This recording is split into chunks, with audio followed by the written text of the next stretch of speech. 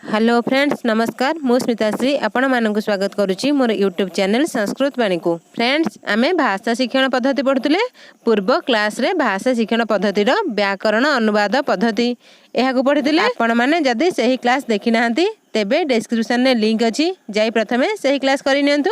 आज पढ़िबा परोक्ष पद्धति। आपण माने क्लास गुडी को शेष पर्यंत करंतु। जदि आपण मानक पय क्लास हेल्पफुल रहउची तेबे गोटे गोटे लाइक करि नियंतु एवं सांग साथी मानक सह शेयर करि नियंतु। जदि आम चैनल सह जोड़ी होई नाहंती तेबे जोड़ी हेबा पय चैनल टी को सब्सक्राइब करि नियंतु। एबे चलंतु आ देरी न करी हमर क्लास आरंभ करिबा। आज पढ़िबा परोक्ष पद्धति। आमर व्याकरण शिक्षण रे बहुत गुड़िए विधि एवं पद्धतिर प्रयोग होइथे। सेति मध्यरु पद्धति होची व्यापक जहाँकि संपूर्ण शिक्षा व्यवस्था को सूचना प्रदान करिଥାଏ, परंतु विधि शब्द पाठ्य साधन संज्ञा को बुझाई थाए। यथा परंपरागत शिक्षा व्यवस्थायां ये विधयः प्रयुक्ता आसन ते च परंपरागत विधि इति नामना ज्ञायते। अर्थात परंपरागत शिक्षा व्यवस्था रे जेउ विधि गुड़िक प्रयुक्त होइथांती सेमानंकु परंपरागत विधि बोली कुहा जाय थाए। परंतु अनादि कालरू प्रचलित होई आसुची। एहाकू भारतीय शिक्षार प्रतिनिधि बोली कुहा जाय थाए। एही पद्धति माध्यम रे मठ रे गुरुकुल रे आश्रम रे परिवार रे तथा अनेक स्थान मानकरे शिक्षा प्रदान करा जाय थाए। एहाकू नै वेद रे कुहा जायछि स्वाध्याय प्रवचनाभ्यां प्रमादितव्यम। एही वेद वाक्य को अनुसरण करी स्वाध्याय माध्यम रे प्रवचन माध्यम रे आज पर्यंत जीवंत होइकी रहिछि, अर्थात आज पर्यंत प्रचलित होइछि। अर्थात एही परोक्ष पद्धति अद्यावधि प्रचलित होई चलिछि। एही परोक्ष पद्धति रे व्याख्यान विवरण स्पष्टीकरण कथा कथन इत्यादि सबु प्रणाली मानकर प्रयोग देखा जाय थाए। एवं एही परोक्ष पद्धति रे पाठ्य पुस्तक विधि सूत्र विधि अनौपचारिक विधि इत्यादि विधि मानकर प्रयोग होइथिबार मध्य देखा जाय। एही पद्धति को अद्यावधि संस्कृत विश्वविद्यालय मानकरे संस्कृत विभाग मानकरे देखिबाकू मिलि थाए। नियम अनुसार प्रथमे वेदर अध्ययन एवं परे वेदांगर अध्ययन करा जाय थाए। यह हेउची पाठर नियम। गुरु शिष्यंकर संबंध हेउची घनिष्ठ। गुरुंक ठारू तत्व को अवगमन करिबा हेउची शिक्षार प्रमुख उद्देश्य। शिक्षण काल रे गुरु माने अभिभावक रूप रे छात्र मानकर सर्वांगीण विकास करिथांती। यह हेउची शिक्षार प्रमुख लक्ष्य। एही लक्ष्यर साधन पई एही पद्धति माध्यम रे शिक्षादान करा जाय थाए। तेबे चलंतु देखिबा एही पद्धति रे कोन कोन विधि रहले सबु देखंतु। विधयः अस्यां पद्धतौ पाठ्य पुस्तक विधि अनौपचारिक विधि मौखिक विधि इति बहवः विधयः प्रयुज्यमाना आसन। कुहा जाउछि कि एही पद्धति रे पाठ्य पुस्तक विधि अनौपचारिक विधि मौखिक विधि इत्यादि बहुत गुड़िए विधि प्रयोग होइथिबार देखा जाती। तथा च सर्वत विधिषु व्याख्यानं विवरणं स्पष्टीकरणं इत्याद्याः प्रणाल्यः प्रचारे आसन। विशिष्ट व्याख्यान प्रणाल्यः प्रचुर प्रयोग आसीत्। कुहा जाउछि कि पाठ्य पुस्तक विधि अनौपचारिक विधि मौखिक विधि इत्यादि जेउ सबु विधि माने रहिले सेही विधि मानकर व्याख्यान विवरण स्पष्टीकरण इत्यादि प्रणाली माध्यम रे प्रचारित होइଥାଏ। विशिष्ट व्याख्यान प्रणाली प्रचुर रूप से प्रयोग होइथिबार जना जाय एही पद्धति रे। तेबे चलंतु जो रहिले पाठ्य पुस्तक विधि अनौपचारिक विधि मौखिक विधि एही विधि मानक विषय रे टिके टिके जानिबा। तेबे प्रथमे देखंतु पाठ्य पुस्तक विधि। एही पाठ्य पुस्तक विधि हेउची पाश्चात्य शिक्षा रे प्रचलित हेउथिबा विधि मानक मध्यरु गोटे विधि। अर्थात पाश्चात्य शिक्षा रे जेउ विधि माने सब प्रचलित हेउथिले सेही विधि मानक मध्यरु गोटे विधि हेउची पाठ्य पुस्तक विधि। एही पाठ्य पुस्तक विधि रे पाठ्य पुस्तक को सामना रे रखी विषय वस्तु तथा पदांशर व्याख्यान करा जाय थाए एवं व्याख्यान समय रे हेउथिबा आक्षेपर तथा शंकार समाधान पई ताहार स्पष्टीकरण पई पाठ्य पुस्तकर विभिन्न युक्ति मानकर आश्रय लेथांती। सेही युक्ति मानकु नै विभिन्न उदाहरण माध्यम रे शंकार समाधान करथांती तथा विषयर स्पष्टीकरण करथांती। एहा हेउची पाठ्य पुस्तक विधि। एही विधि माध्यम रे शिक्षक माने छात्र मानकर शिक्षण कार्य संपादन करथांती। एही विधि अद्यावधि प्रचलित होई चलिछि। एही विधि माध्यम रे शिक्षक माने शिक्षा अनुष्ठान रे शिक्षण कार्य संपादन करुछंती। एहीपरि भाव रे आमे जानिले पाठ्य पुस्तक विधि। एहा हेउची एक परोक्ष विधि। सेहीपरि आगकु देखंतु सूत्र विधि। तेबे सूत्रविधि क्या कहुए कहुযাଉଛି सूत्रम उक्त्वा तस्य विस्तृत व्याख्यानम इति क्रमः अत्र कंठस्थीकरणस्य अत्यधिकं महत्वं परिलक्ष्यते। अर्थात कहुযাଉଛି कि शिक्षक गोटे सूत्र को कही ताहार विस्तृत व्याख्या करने को सूत्रविधि कहुए। यही विधि कंठस्थीकरण उपरे अधिक बल प्रदान करिଥାଏ। विशेषकर यही विधि व्याकरण पाठरे प्रचलित होइतिबार जणा जायଥାଏ। अर्थात व्याकरण रे सूत्र को कंठस्थीकरण उपरे अधिक बल प्रदान करा जायଥାଏ। तापरे सूत्रर व्याख्यान करा जायଥାଏ। तेणु करी एही सूत्र विधि व्याकरण रे प्रयोज्यमान। सेही परी आगो को देखंतु मौखिक विधि कुहा जाउछि कि जेते दिन पर्यंत पुस्तक लोकलोचन को आसी नथिला सेते दिन पर्यंत एही मौखिक विधि प्रचलित हेउथिला। एहार बोधन मौखिक रूप रे करा जायଥାଏ। अर्थात पूर्व काल रे शिष्य माने गुरुंकर मुखरु श्रवण करी ताहाकू मने रखुथिले। पूर्व काल रे छात्र माने गुरुकुल रे अध्ययन करथिले। गुरुंक मुखरु जहा श्रवण करुथिले ताहाकू से माने स्मरण करुथिले। अर्थात पूर्व काल रे कोनोसी पुस्तक नथिला गुरुंक मुख ही हेउची पुस्तक। गुरु जहा कही जाउथिले छात्र माने ताहार अनुसरण करि चलिथिले। अर्थात गुरु माने जेउ प्रणाली रे पढाउथिले छात्र माने ठीक सही परी अनुसरण करि चलिथिले। एहा हेउची मौखिक विधि। एही मौखिक विधिर प्रयोग पूर्व कालरू अर्थात प्राचीन कालरू होई चलिछि। एही विधि मानकर प्रयोग आज पर्यंत मध्य परंपरागत संस्कृत विश्वविद्यालय मानकरे प्रचलित हेउथिबार जणा जाय। अर्थात परंपरागत संस्कृत विश्वविद्यालय मानकरे आज पर्यंत मध्य एही विधि मानकरे पठन कार्य संपादन करा जाउछि। तेबे परंपरागत पद्धतिर उद्देश्य कोन आगो को देखंतु। परंपरागत पद्धत्याः उद्देश्यानि यथा तत्त्वानां आत्मसात्करणं संस्कृतेः संपरिवर्धनं सांगोपांग वेदाध्ययनम इति प्रमुखानि उद्देश्यानि आसन। कुहा जाउछि एहार प्रमुख उद्देश्य हेउछि तत्व मानकर आत्मसात्करण संस्कृतर संपरिवर्धन सांगोपांग वेद मानकर अध्ययन। एहा हेउछि एहार प्रमुख उद्देश्य। पुनः कथयति संप्रदायः सभ्यता संस्कृति देशभक्ति आस्तिक्य भावना मोक्षैषणा च इत्यादीनां प्रधानतया संपादनम। अर्थात संस्कृतर संप्रदाय सभ्यता संस्कृति देशभक्ति आस्तिक्य भावना एवं मोक्ष इत्यादिर प्रधान रूप से संपादन करने हेउछि संस्कृतर परंपरागत पद्धतिर प्रमुख उद्देश्य। पुणी कहा जाउछि स्मरण शक्ति चिंतन शक्ति च अभिवृद्धि। स्मरण शक्तिर चिंतन शक्तिर अभिवृद्धि हेउछि परंपरागत पद्धतिर प्रमुख उद्देश्य। सेहिपरि वेदाः उपनिषदः पुराणानि इतिहास इत्यादीनां ज्ञानं संपाद्य ईश्वर भक्ति धार्मिक भावनाय च संवर्धनम। अर्थात वेद उपनिषद पुराण इतिहास इत्यादिर ज्ञान संपादन करी ईश्वर भक्ति तथा धार्मिक भावनार संवर्धन एही परंपरागत शिक्षण पद्धतिर उद्देश्य। सेहिपरि आगको देखंतु एही परंपरागत पद्धतिर आउ कोन उद्देश्य रहिला देखंतु। अधीतस्य नियमित रूपेण अभ्यासः येन अर्जितं ज्ञानं सदैव परिष्कृतं नवीकृतं उपयोगी च तिष्ठेत्। अर्थात अधीत होइतिबा पाठर नियमित रूप से अभ्यास करने द्वारा अर्जित ज्ञानर परिष्कृत हेबा सह नूतन ज्ञानर मध्य ग्रहण होइଥାଏ। आगको देखंतु सच्चरित्रं संपादनम चतुर्णां पुरुषार्थानां संपादनम समीचीन व्यक्तित्व संपादनम च। अर्थात सत् चरित्रर संपादन पुरुषार्थ चतुष्टयर संपादन समीचीन व्यक्तित्वर संपादन यही सब हेउछि परंपरागत शिक्षण पद्धतिर प्रमुख उद्देश्य। अर्थात यही सबुर पूर्ति पाई परंपरागत पद्धति माध्यम रे शिक्षादान करा जायଥାଏ। आगको देखंतु एहार प्रयोग केउ केउ स्तर रे किपरि भाबरे एहार प्रयोग होइଥାଏ देखंतु।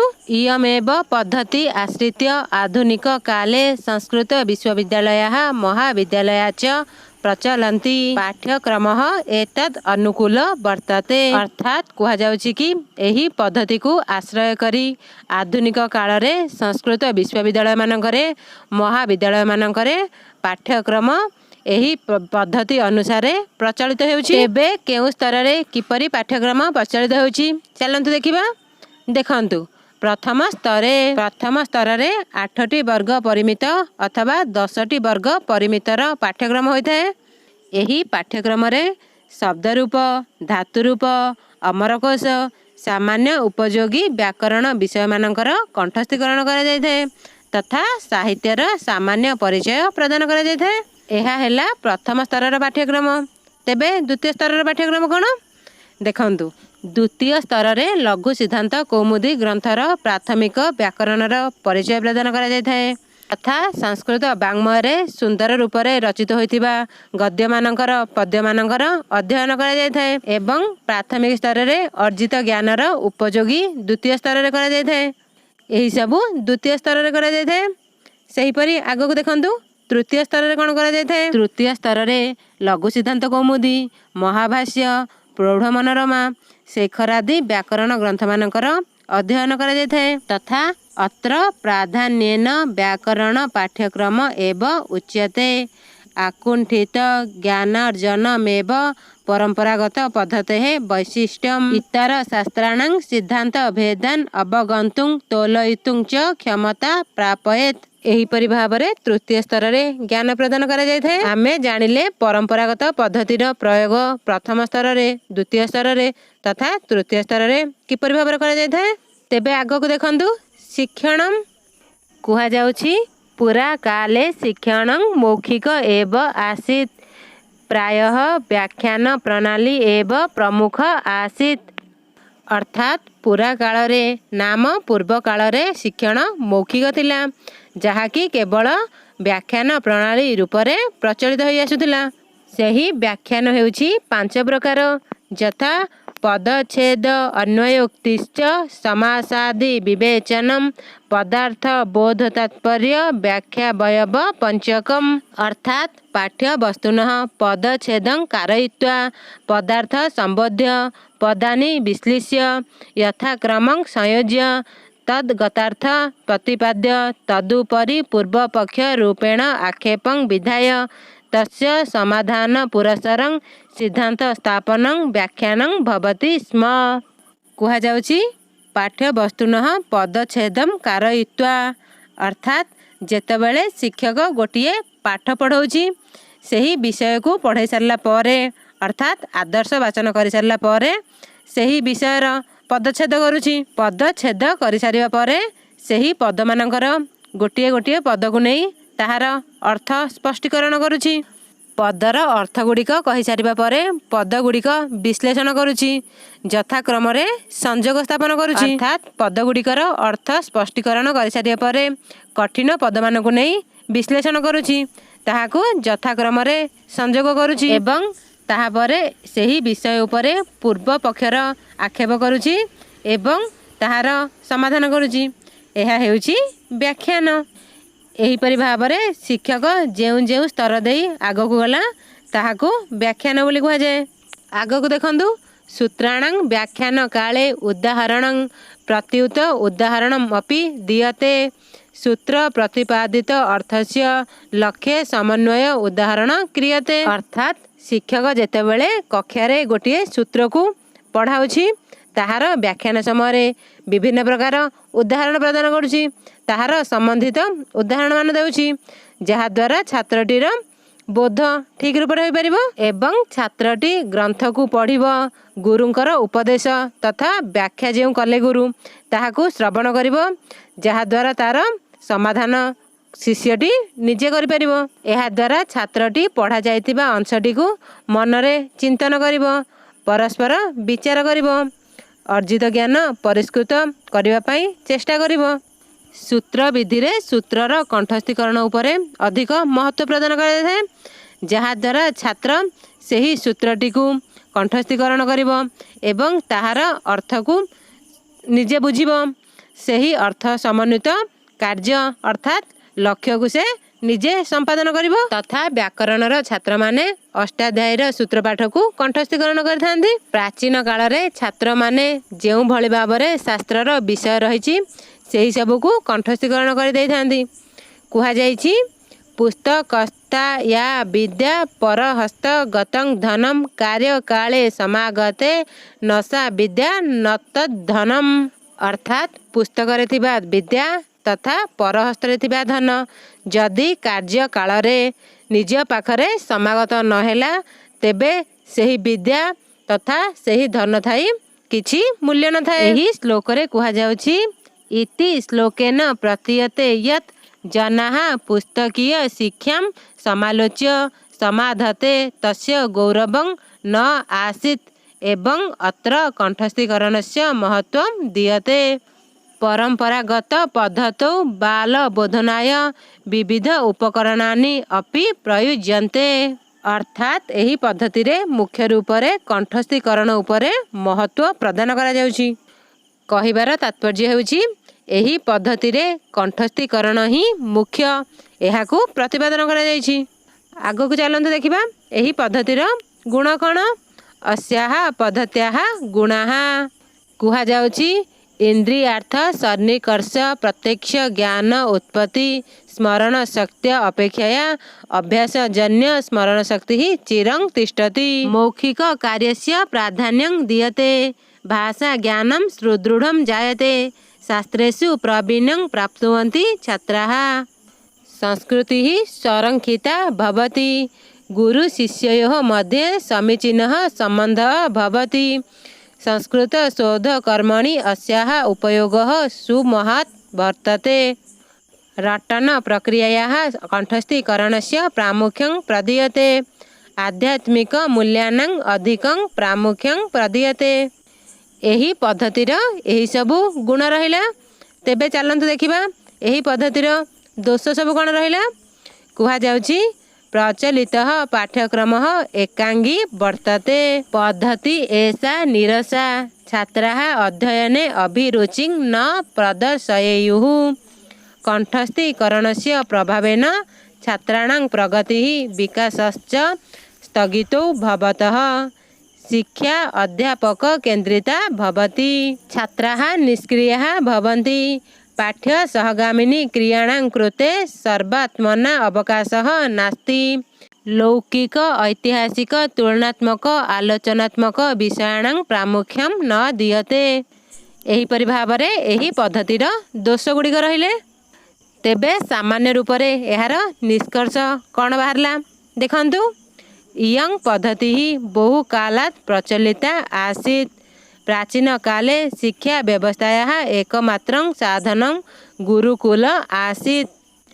कुहा जाउछि एही पद्धति हेउछि बहु कालरू प्रचलित हेउथिला जहाँकि प्राचीन काल रे शिक्षा व्यवस्था रे एकमात्र साधन थिला गुरुकुल। क्रमशः परिस्थिति अनुसार एहार विनाश होइगला। व्याकरणर साहाय्य छात्र माने भाषा उपरे पूर्ण अधिकार तथा स्वतंत्रता प्राप्त करने समर्थ हेले। तेणुकरी विद्यालय मानकरे संधि समास कारकादीनां तत्वानां पठनार्थं अस्याः परोक्ष पद्धत्याः सूत्र पद्धत्याः आवश्यकता आसीत्। एतेन छात्राः मनन धारण चिंतन शक्त्याः विकासः भवति। अधिगमः एव शिक्षणस्य महत्वपूर्ण उद्देश्यं भवति। तदीयं पद्धतिः आधुनिक उपकरणैः परिपृष्टा भवेत् तर्हि व्याकरण शिक्षणं सुलभं स्यात्। कुहा जाउछि कि जेतेबेले गुरुकुल पद्धतिर विनाश घटिला छात्र माने व्याकरण माध्यम रे भाषार स्वतंत्र अधिकार प्राप्त कले सही समय रे एही परोक्ष पद्धति अर्थात सूत्र पद्धतिर आवश्यकता हैला। एहा द्वारा छात्रर मनन चिंतन धारण शक्तिर विकास घटिला तथा अधिगम शिक्षणर महत्वपूर्ण उद्देश्य होइगला। सेथिपई एही पद्धति व्याकरण उपकरण द्वारा परिपृष्ट होइगला एवं व्याकरण शिक्षणर सुलभ पद्धति होइगला। एही सबु कारण पई परोक्ष पद्धतिर विकास घटिला। एहीपरि भावरे आज आमे पढ़िले परोक्ष पद्धति।